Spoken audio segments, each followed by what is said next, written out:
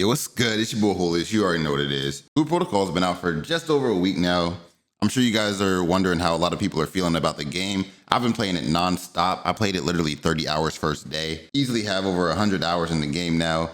And I've had a lot of people coming into my streams asking me how I felt about the game so far. Before I get too deep into the video, I do want to let y'all know I am working on a very, very, very detailed guide on how to go from level 1 to 50. I have people coming into my chat asking me all the time over on twitch.tv/holiest whether I keep getting banned or not. Okay, I'm not getting banned over and over again. I've only been banned one time. I'm literally just deleting my account, starting over so that I can make a realistic guide on, you know, the best path to level 50. I have a 17-page document currently on what point you would reach certain levels, adventure ranks, what quests you should pick up at what time, when you're in what city and what area, so you don't have to like go back and grab quests when you maybe get to a story point.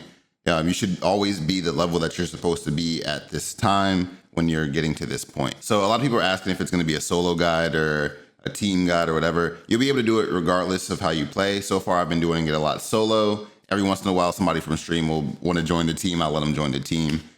So just know if you're doing it solo, duo, it'll be a little bit harder than if you had a full squad of 6 to run this guide, but it'll still be doable. If you have skill issues, you can't do it alone. Don't get mad at me. But that's besides the point. Today, I'm here to tell y'all, you know, how I feel about Blue Protocol after playing it for X amount of hours. Like I said, over 100 probably. I truly and honestly believe Blue Protocol right now is a very well done MMO for the time that it was being developed. I think if it would have come out before Genshin like it was supposed to, it would have been a hit piece, right? Like it would have went crazy. I think right now where MMO gaming has gone, it is still going to be a very good MMO to play with your friends. At the end of the day, it is a free MMO with hundreds of hours of content. Okay. Now, when I say hundreds of hours of content, I do want to make clear that I'm talking about the min-maxing portion of it.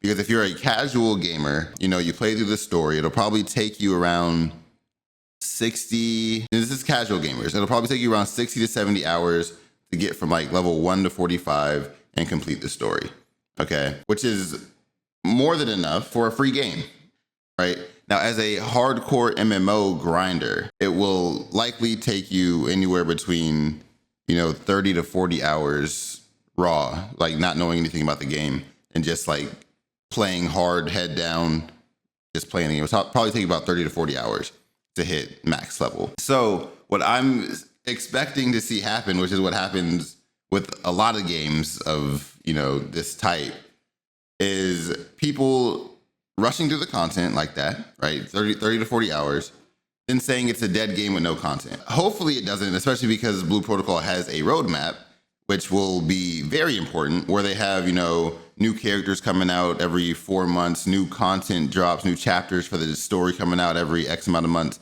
They have a roadmap for us. They have continuous updates. They're always, you know, having their Blue Protocol update sessions where they all just come together and talk and let the community know what's going on.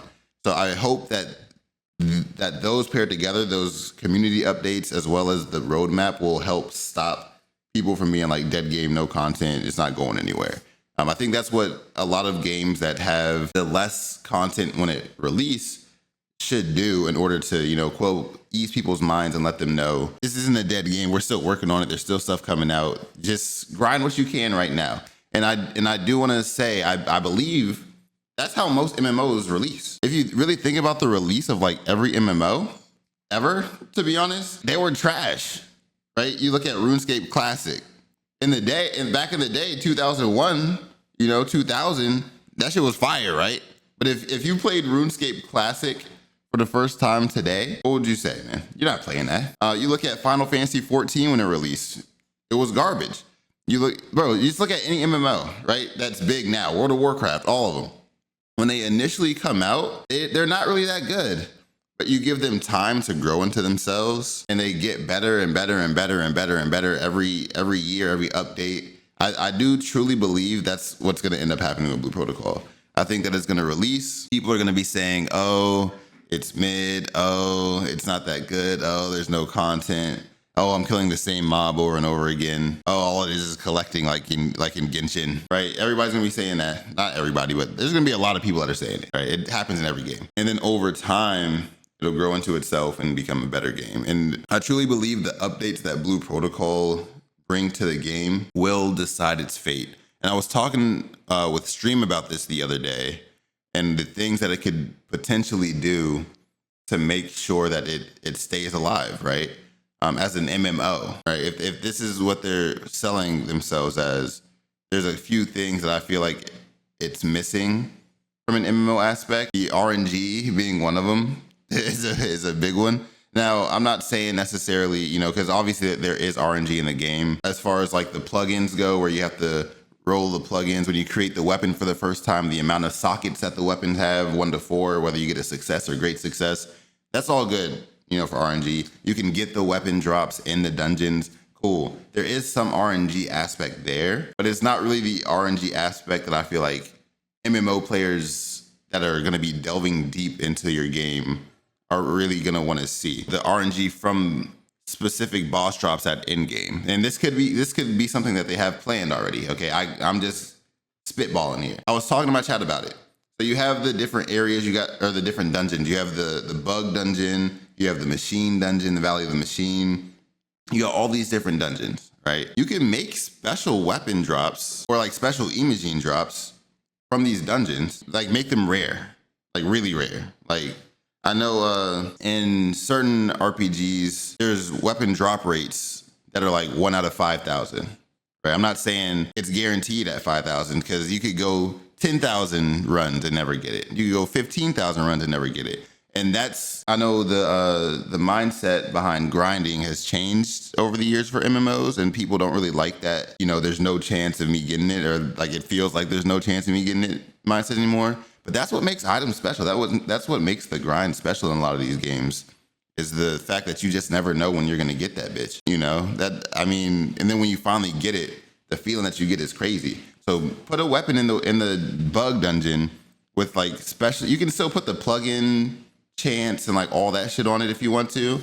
I'd rather not if it's going to be that rare, you know what I mean? But put like a rare weapon drop in the bug dungeon that may, I don't know, it has like a cool look to it and does more damage to X enemy, you know, bugs in the dungeon or something like that. So when you have to run the dungeon again, if you have that weapon, you do more damage, you kill stuff faster. You know, maybe the weapon has like a passive on it where if you equip that weapon, when you attack stuff, it puts a spider web around the enemy and it holds it in place for 3 seconds, right? It has like a stun on it. Just put stuff like that in each of the dungeons. So where you get it, it makes people want to run the dungeons more, and it gives people something to grind for. And then as you implement updates and updates and updates, you can find ways to use those items, you know, years down the line where it's like, hey, you know, at this boss, you're going to need to use this weapon. That way it gives people a reason to go back and do old content, because I think the worst thing about MMOs now is when they release new content, sometimes it kills off the old content. And I think that making good updates that keep the old content alive still is the best way to update your MMOs. For example, old school RuneScape. If you guys have played old school RuneScape before, there's a melee armor called Bandos. It was the best armor in the game, melee armor in the game for like 10 years. Okay, there's a ranged armor called Armadillo. It was the best ranged armor in the game for like 10 years. They implemented 2 new types of armor. One came from raids called Masoris. The other came from Nex called Torva. 2 different bosses, so you know, more content there.